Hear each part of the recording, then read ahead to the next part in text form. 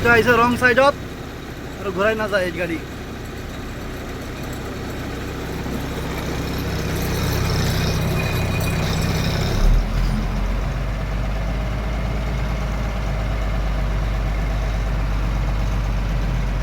যাওক ঘূৰাই যাওক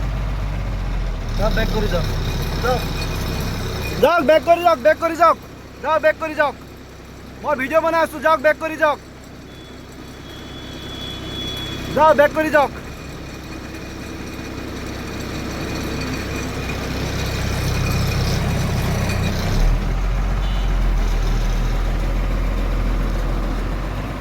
এই সৰু সৰু পোৱালি যে গাড়ীৰ ভিতৰত বহি আছে কালি পৰে ইহঁতে ৰং চাইড আহিব কিবা এটা হ'ব আপুনি ৰিস্ক ল'ব